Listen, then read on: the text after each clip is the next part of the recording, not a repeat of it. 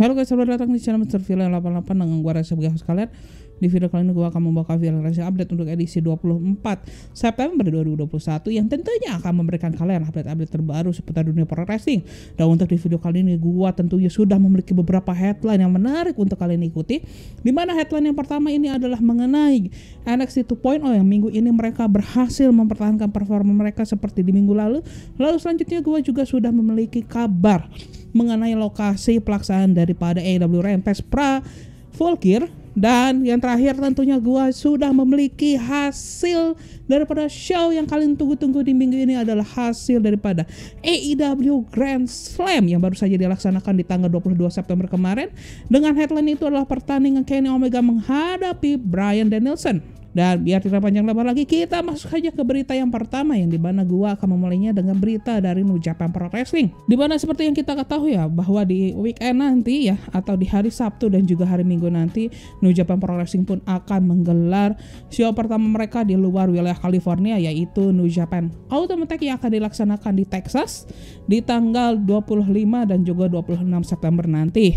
Namun New Japan Pro Wrestling pun sudah mengannounce show lainnya yang akan dilaksanakan di luar wilayah California, yaitu adalah New Japan Showdown yang akan dilaksanakan di kota Philadelphia, di mana show dari New Japan Showdown ini sendiri pun akan dilaksanakan dalam 2 hari di tanggal 16 dan juga 17 Oktober mendatang. Dan untuk New Japan Showdown malam pertama ini pun sudah memiliki 3 match card, di mana match card yang pertama ini adalah Minoru Suzuki menghadapi Chris Dickinson. Lalu ada pertandingan non-title match antara Never Openweight Champion Jay White menghadapi Fred Yehi. Lalu ada pertandingan Juice Robinson yang akan menghadapi El Phantasmo. Dan sedangkan untuk di malam keduanya, New Japan Pro Wrestling Showdown pun akan menampilkan sang IWGP World Heavyweight Champion Will Ospreay yang akan menghadapi Alex Zayne. Lalu ada pertandingan Alex Coughlin yang akan menghadapi Jonathan Gresham.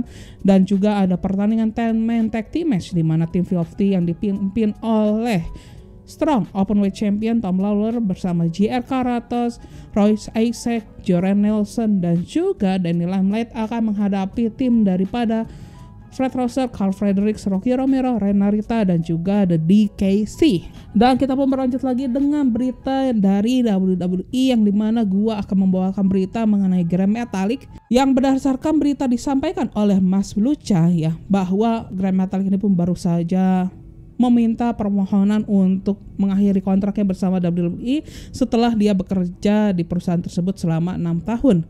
Dan berdasarkan laporan yang gua terima ya, bahwa Grand Metalik ini pun sebenarnya akan habis kontraknya bersama WWE itu di tahun 2023 yang mendatang. Dan alasan dia memutuskan untuk meminta pemutusan kontraknya bersama WWE karena dia merasa adanya kurangnya kesempatan yang diberikan kepada dirinya di WWE ya. Dan sebenarnya Grand Metalik ini sendiri pun sudah bergabung bersama WWE itu sejak tahun 2016 yang lalu, dan sepanjang karirnya di WWE dia pun sudah melanglang buana ke seluruh brand yang dimiliki oleh WWE, mulai dari Raw, SmackDown, NXT hingga 205 Live. Dan bahkan bisa gua bilang bahwa Grand Metalik ini sendiri pun merupakan bagian original daripada 205 Live, dan dia pun sempat andil juga ya dalam pertandingan atau turnamen Cruiserweight Classic di tahun 2016 lalu, dan bahkan dia pun bisa mencapai final di turnamen tersebut sebelum dia akhirnya harus kalah dari TJP di babak final, yang dimana TJP itu sendiri pun menjadi juara inaugural untuk gelar WWE Cruiserweight Champion di era modern ini, yang kini kita kenal sebagai gelar NXT Cruiserweight Championship gitu guys ya. Dan setelah itu ya, setelah dia berkutik dengan divisi Cruiserweight, di beberapa tahun terakhir ini Grand Metalik ini pun bergabung dalam grup trio yang bernama Lucha House Party bersama Kalisto dan juga Lin Dorado. Namun di musim gugur kemarin, Kalisto ini pun memutuskan untuk meninggalkan grup tersebut yang menyisakan Dorado dan juga Metalik saja. Dan seperti yang kita ketahui sejak bulan Maret yang lalu, bulan Maret tahun ini lah kurang lebih gitu ya, Metalik dan juga Dorado ini pun mendapatkan kesempatan yang sangat minim ya untuk mereka bertanding, di mana mereka hanya bisa bertanding mungkin dalam sebulan pun hanya 2 kali saja gitu guys ya. Dan sebelum Metallic ini pun bergabung bersama WWE. Dia dikenal sebagai nama Máscara Dorada dalam independent wrestling, di mana dia pernah bergabung bersama CMLL di Meksiko, lalu juga New Japan Pro Wrestling dan juga Lucha Libre Elite. Dan sepanjang karirnya di independent wrestling, dia pun pernah memenangkan gelar CMLL World Welterweight Championship sebanyak 4 kali gitu guys ya. Dan kita pun melanjut lagi dengan berita dari WWE lainnya. Ini lebih tepatnya mengenai hasil rating daripada NXT 2.0 di minggu ini, yang dimana mereka pun bisa mempertahankan performanya atau memiliki hasil viewership dan juga rating yang tidak jauh beda dengan minggu lalu, walaupun sebenarnya mengalami penurunan ya, dengan angka rata-rata untuk penonton itu sebanyak 746.000 atau menurun sebanyak 3,1%, dan untuk ratingnya mereka hanya mendapatkan rating 0,2 dibandingkan minggu lalu. NXT pun mengalami penurunan sebesar 4,8% ya. Walaupun begitu, seperti yang kita ketahui bahwa di episode debut dari NXT 2.0 itu ada headline yang mungkin tidak bisa dikalahkan oleh di NXT minggu ini, karena di minggu lalu mempertandingkan pertandingan untuk memperebutkan gelar NXT Championship, dan juga ada acara pernikahan daripada Index ya, Indi Hartwell dan juga Dexter Lumis gitu ya. Walaupun di minggu ini mengalami penurunan ya, NXT pun berhasil mencetak angka penonton tertinggi kedua sejak bulan Agustus yang lalu, dan NXT pun berhasil mencetak angka rating tertinggi kedua sejak bulan April yang lalu begitu guys ya. Dan apabila kita melihat performa NXT dari tahun ke tahun, NXT pun berhasil meningkatkan jumlah penontonnya secara overall sebanyak 7,2%, sedangkan untuk ratingnya mereka ini pun berhasil meningkatkan ratingnya sebanyak 11,1% untuk demografis 18 hingga 49 tahun.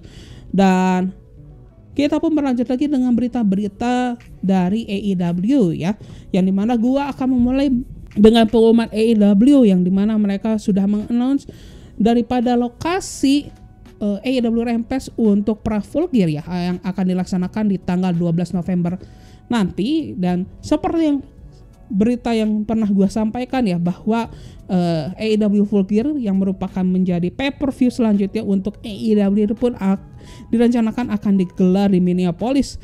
Namun sampai di berita yang terakhir gue sampaikan, mereka belum bisa menentukan venue-nya. Namun kemungkinan besar venue daripada AEW Rampage di tanggal 12 November ini pun kemungkinan besar akan menjadi venue untuk AEW Full Gear juga gitu guys ya.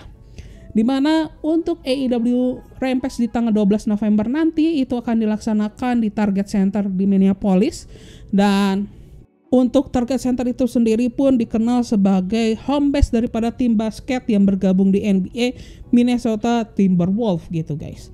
Dan kita pun berlanjut lagi dengan berita yang pastinya kalian sudah tunggu-tunggu, yaitu adalah hasil daripada AEW Dynamite Grand Slam yang baru saja dilaksanakan di tanggal 22 September kemarin, dengan headline itu adalah pertandingan debut Bryan Danielson di AEW, yang dimana dia menghadapi AEW World Champion Kenny Omega dalam non-title match ya.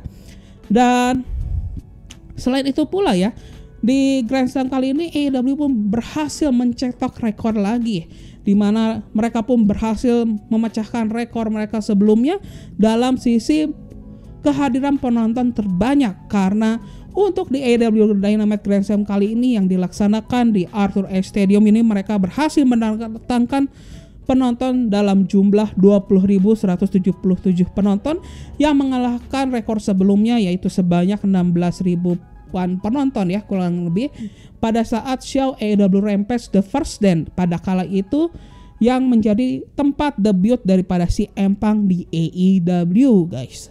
Dan show ini pun dibuka dengan headline daripada Grand Slam kali ini, yaitu adalah pertandingan debut Bryan Danielson menghadapi Kenny Omega, yang bisa gue bilang pertandingan antara keduanya ini pun menjadi kandidat terkuat untuk dinobatkan sebagai pertandingan terbaik di tahun ini guys, jujur.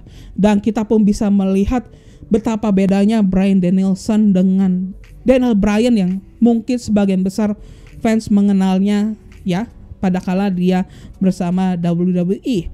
Karena apabila kita melihat performa Bryan Danielson kali ini, seakan mengingatkan kembali persona daripada The American Dragon pada kala dia masih bertanding di independent wrestling, di mana serangan-serangan yang dilakukan ini pun seakan lebih tajam, lebih sadis. Dan apabila kita bandingkan pada kala dia masih menggunakan Daniel Bryan, ada rasa bahwa pada kala dia masih Daniel Bryan tuh dia masih menahan dirinya lah gitu guys. Seakan sekarang dia bertanding sebagai Bryan Danielson pun seakan dia pun lepas gitu ya. There's no limit from himself gitu guys.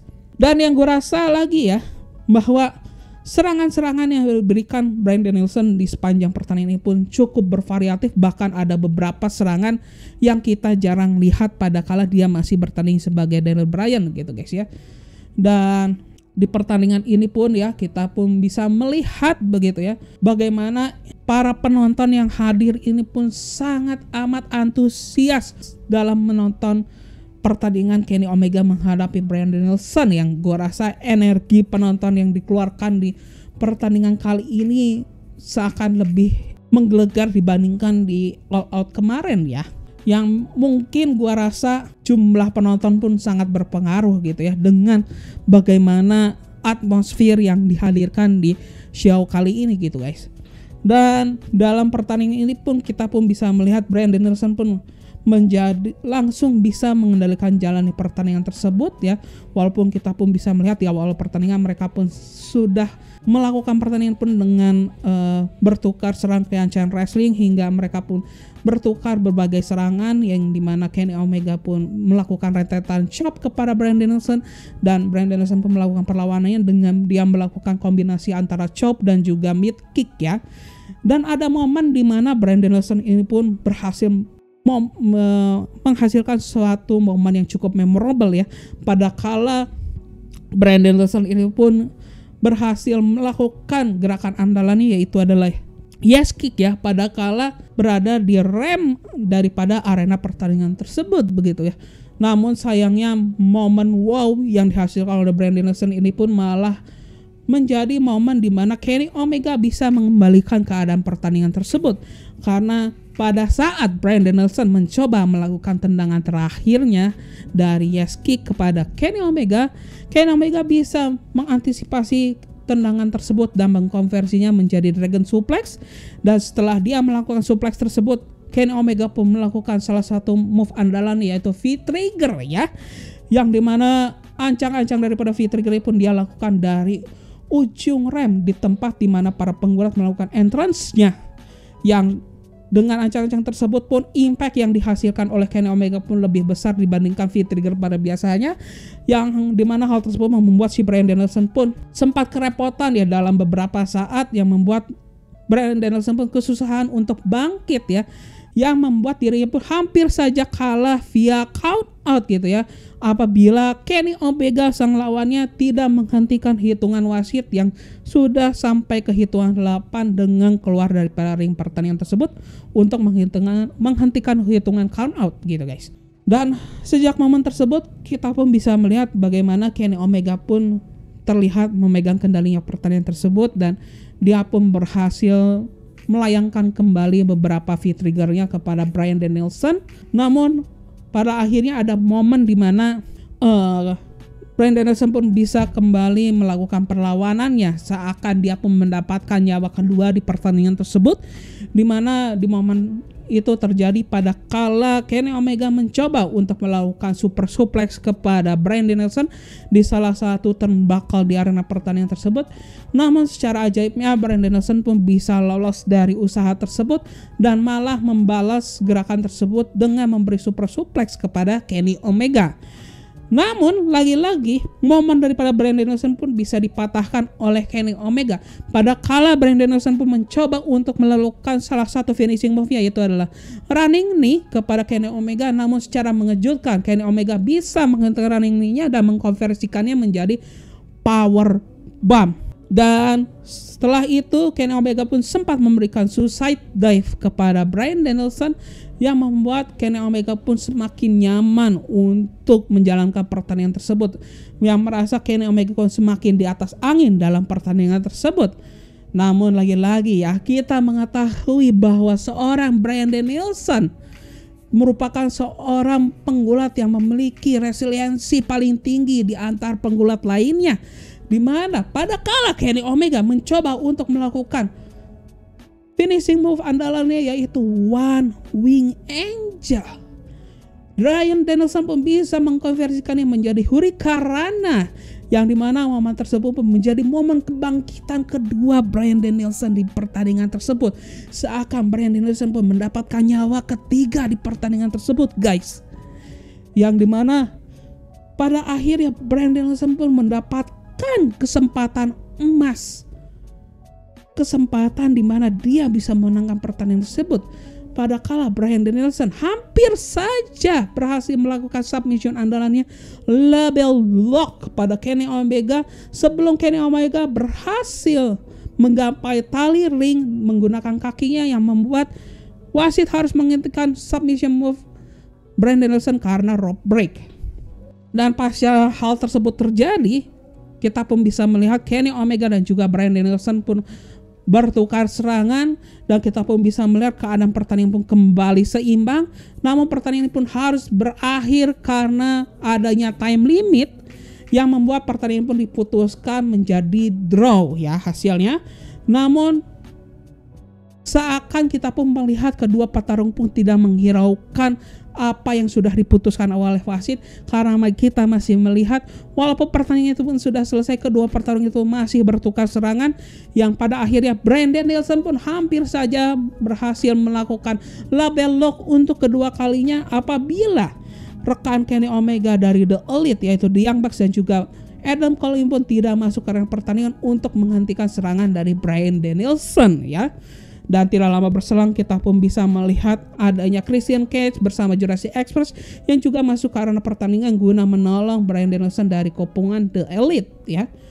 Dan show pun berlanjut lagi dengan segmen promo yang dibawakan oleh CM Punk, yang dimana dalam awal promonya dia pun mengungkapkan rasa syukurnya bahwa dia tidak harus bertanding di episode Dynamite Grand Slam kali ini karena dia merasa dia tidak bisa mengimbangi pertandingan yang sudah disuguhkan oleh Kenny Omega dan juga Bryan Danielson gitu guys ya. Dan si Empang pun mengatakan bahwa dia merasa marah ya karena ada pihak yang tidak menginginkan dia bisa kembali menikmati pro wrestling, yang tidak ingin melihat si Empang bisa kembali lagi bertanding, yang dimana hal tersebut pun ditunjukkan kepada tim Test, karena seperti yang kita ketahui ya, tim Test itu pun menyerang si Empang di episode AEW Dynamite minggu lalu pada kala si Empang ini pun bergabung di tim komentator gitu guys ya. Dan si Empang mengatakannya bahwa sebenarnya rasa marah yang dia rasakan sebenarnya akan selalu hilang ya pada saat musik daripada pada saat entrance musik dari si Empang diputarkan, yaitu The Cult of Personality, dan juga pada si Empang melihat para fans yang hadir di arena pertandingan tersebut yang membuat dia pun merasa senang dan dalam sekejap menghilangkan rasa amarah yang berada dalam dirinya. Namun dia pun bertekad untuk memberikan pelajaran kepada tim Test, terutama kepada Powerhouse Hobbs yang akan menjadi lawan bagi si Empang di episode AEW Rampage Grand Slam yang akan diselenggarakan di hari Jumat nanti, atau di Indonesia kita bisa menyaksikannya di hari Sabtu pagi gitu guys ya. Dan show pun berlanjut lagi dengan pertandingan MJF menghadapi Brian Pillman Jr., yang dimana perseteruan antara keduanya ini pun dimulai di episode Dynamite 2 minggu yang lalu, atau lebih tepatnya pada kala Dynamite itu diselenggarakan di kota kelahiran daripada Brian Pillman, yaitu di Cincinnati, yang dimana dalam show tersebut MJF pun sempat melakukan promo yang menjelekkan kota Cincinnati, dan juga MJF pun sempat terlibat adu mulut ya dengan keluarga daripada Brian Pillman yang kala itu hadir di show tersebut gitu guys ya. Yang tentunya hal tersebut pun bagi Brian Pillman itu perseteruan antara MJF itu sudah masuk ke ranah personal, karena kita bisa melihat dalam 2 minggu terakhir MJF ini pun menjelek-jelekan keluarga dari Brian Pillman Jr., terutama bagaimana keadaan keluarganya lah gitu guys ya. Dan di pertandingan tersebut pun kita pun bisa melihat bagaimana Brian Pillman ini pun di sepanjang pertandingan tersebut dia dipenuhi dengan rasa emosi ya. Bahkan di awal pertandingan MJF yang sempat menyodorkan tangannya untuk berjabat tangan tidak diacuhkan oleh Brian Pillman, karena dia pun memilih untuk langsung menyerang MJF yang sudah betapa brengsek ya kepada keluarganya itu gitu. Dan kita pun bisa melihat ya ada keterlibatan daripada bibi dari Brian Pillman Jr. yaitu On Julia yang sempat adu cekcok juga dengan MJF, yang pada akhirnya On Julia ini pun menampar wajah dari MJF ya.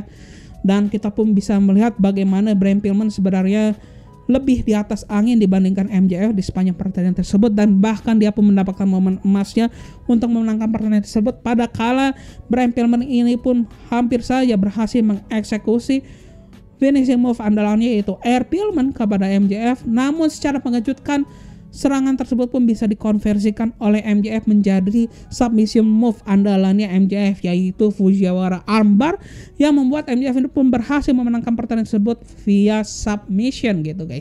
Dan show pun berlanjut lagi dengan pertandingan antara Malakai Black menghadapi Cody Rhodes, yang dimana pertandingan ini pun menjadi pertandingan rematch antara keduanya karena mereka sebelumnya sudah saling berhadapan di episode AEW Dynamite Homecoming, yang dimana dalam pertemuan pertama antara keduanya Cody Rhodes ini pun kalah dari Malakai Black dalam waktu yang sangat amat singkat, yaitu hanya dalam waktu 3 menit saja ya, dimana kita pun bisa melihat kini Cody Rhodes ini pun ditemani oleh Brandi Rhodes ya, sang istri, dan juga Arn Anderson sebagai pelatih dari Cody Rhodes ya.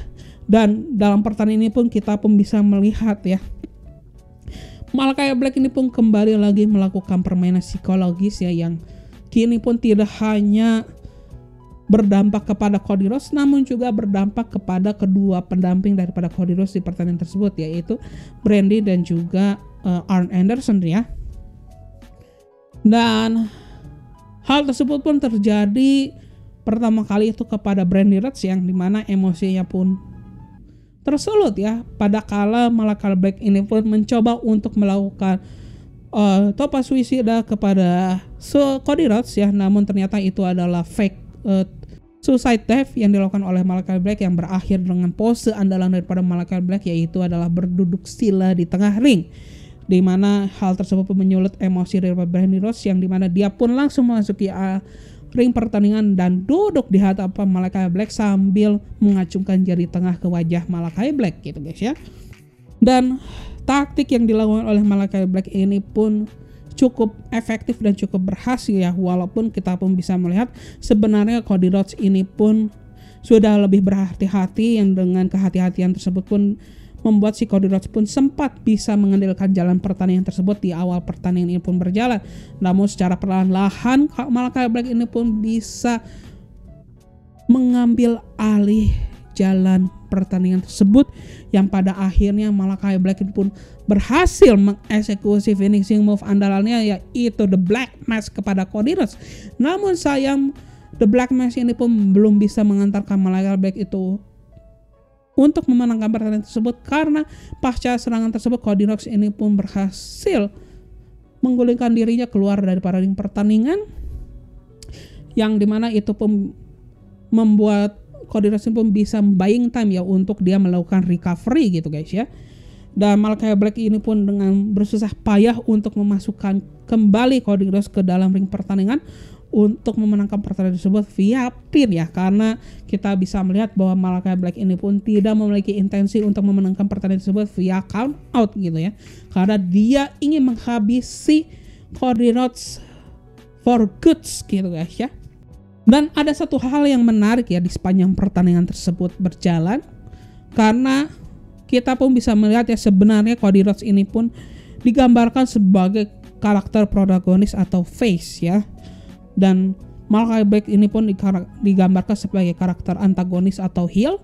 Namun reaksi penonton yang ada di pertandingan tersebut malah bertolak belakang gitu guys ya, dimana Cody Rhodes malah mendapatkan olok-olokan dari penonton yang hadir di arena Arthur Ashe Stadium, dan sedangkan Malakai Black malah mendapatkan dukungan yang penuh dari para penonton yang hadir di arena tersebut gitu guys ya.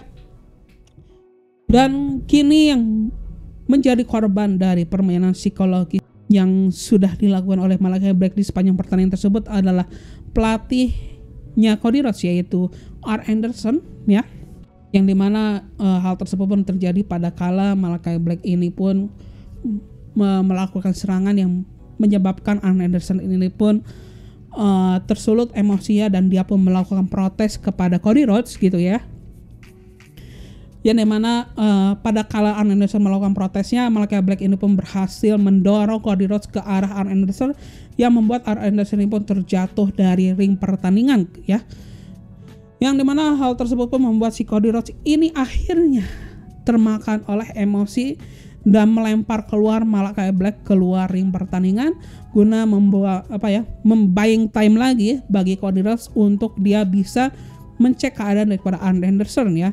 Dan kita pun bisa melihat ada cekcok singkat antara Cody Rhodes dan juga Arn Anderson yang dimana Arn ini pun mengatakan bahwa Cody Rhodes seharusnya tidak usah memikirkan keadaan dirinya dan lebih fokus ke pertandingannya gitu ya. Yang pada akhirnya Cody Rhodes pun memutuskan untuk mengikuti saran daripada Arn Anderson dan memasuki arena pertandingan tersebut begitu ya. Namun kita bisa melihat situasinya Cody Rhodes ini pun sudah dipenuhi dengan emosi dan dia pun melakukan serangan yang membabi buta kepada Malakai Black yang itu pun berdampak negatif kepada Cody Rhodes ya. Karena salah satu serangannya malah mengenai wasit yang memimpin pertandingan tersebut ya. Dan itu pun membuat Malakai Black ini pun berhasil mengeluarkan cairan yang dia dapatkan ya pada kala Cody Rhodes ini melempar keluar Malakai Black dari ring pertandingan, di mana cairan yang didapatkan itu Malakai Black dapatkan dari bawah ring. Dan semprotan yang dikeluarkan oleh Malakai Black ini pun mirip dengan gerakan The Green Mist miliknya Tajiri, yang dimana di pertandingan tersebut Malakai Black ini pun mengeluarkan sebuah cairan berwarna hitam ke wajah daripada Cody Rhodes yang membuat si Cody Rhodes ini pun buta dalam waktu sesaat. Dan dalam waktu yang bersamaan juga wasit ini pun tidak bisa melihat serangan daripada Malakai Black ya, karena perhatiannya teralihkan karena dia baru saja menerima serangan dari Cody Rhodes itu ya. Dan hal tersebut pun membuat Malakai Black itu mendapatkan kesempatan emas yang dia manfaatkan untuk melakukan roll up-in kepada Cody Rhodes yang mengatakan dirinya pun berhasil memenangkan pertandingan tersebut gitu guys ya. Dan show pun berlanjut lagi nih, ada pertandingan tag team match antara Sting bersama Darby Allin menghadapi FTR yang ditemani oleh Tully Blanchard, yang dimana ini merupakan pertandingan yang cukup baik dan juga cukup menghibur juga. Namun ada satu hal yang membuat gua salut di pertandingan tersebut, yaitu adalah performa daripada Sting ya, yang gua rasa ini merupakan salah satu performa terbaik daripada Sting, yang gua rasa sekarang kondisi fisik Sting ini pun jauh lebih baik dibandingkan pada saat Sting melakukan pertandingan pertamanya di AEW ya. Dan bahkan Sting pun berhasil melakukan beberapa manuver yang gua rasa itu seharusnya tidak dilakukan oleh seorang pria yang kini sudah berusia 60 tahunan gitu guys ya.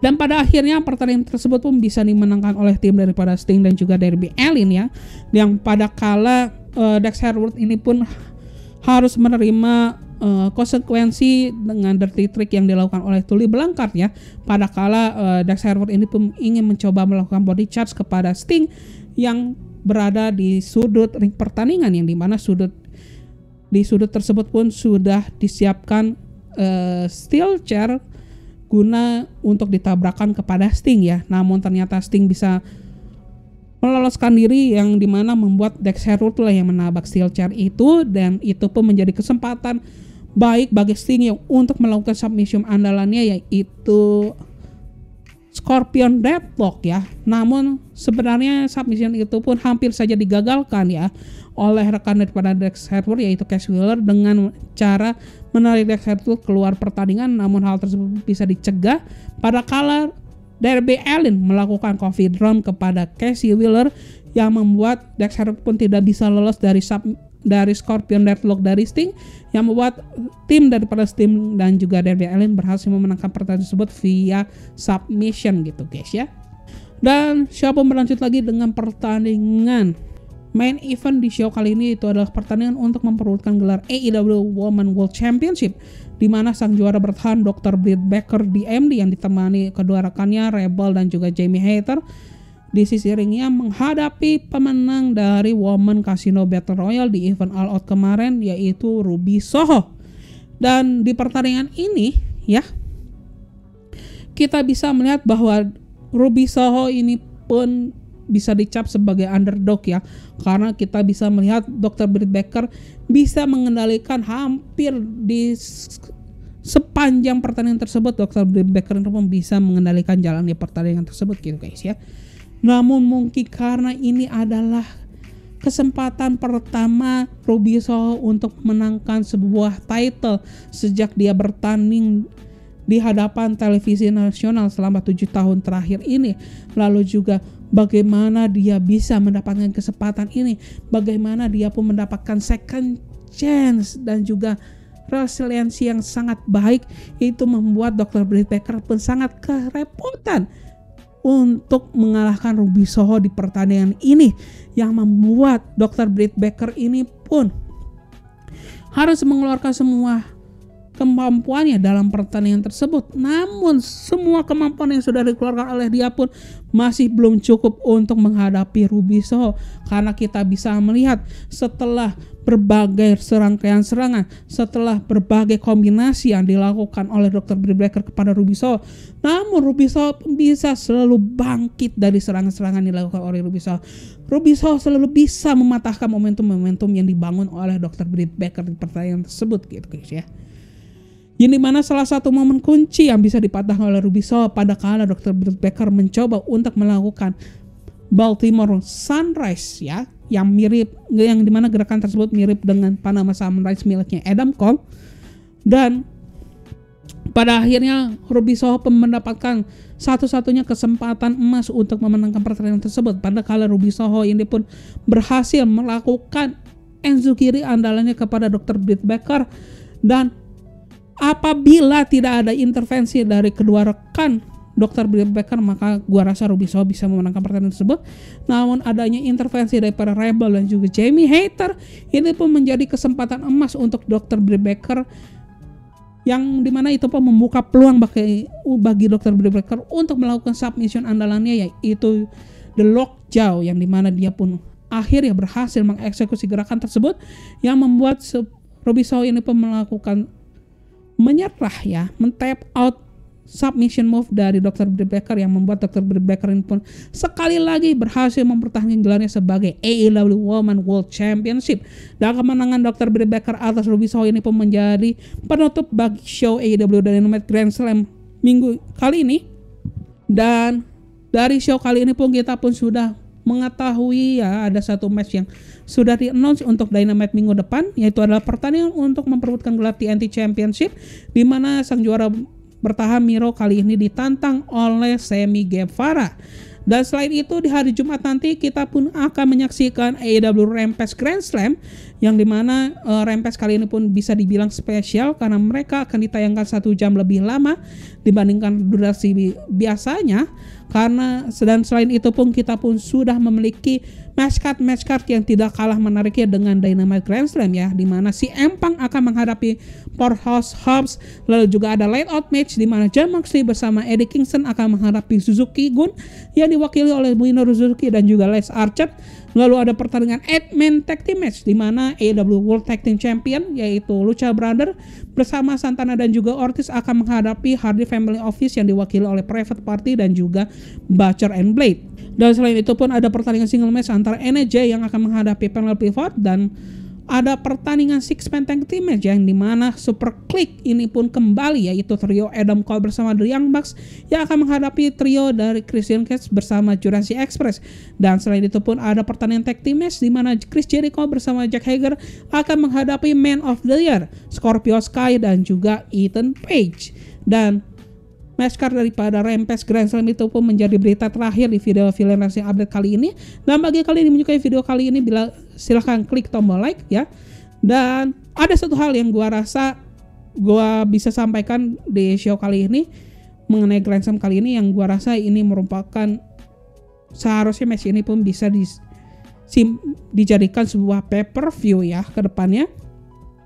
Dan pertandingan-pertandingan yang disuguhkan di Grand Slam kali ini pun memiliki potensi bisa menjadi jauh lebih baik apabila mereka tidak berlomba dengan waktu ya, karena kita ketahui bahwa tayangan sebuah televisi mereka memiliki time slot yang membuat hal tersebut pun akhirnya pertandingan Bryan Danielson dan juga Kenny Omega ini pun harus diakhiri karena adanya time limit ya, yang tentunya itu pun membuat para penonton itu pun sempat kecewa ya, karena pertandingan Kenny Omega menghadapi Bryan Danielson ini pun harus dihentikan sebegitu cepatnya ya.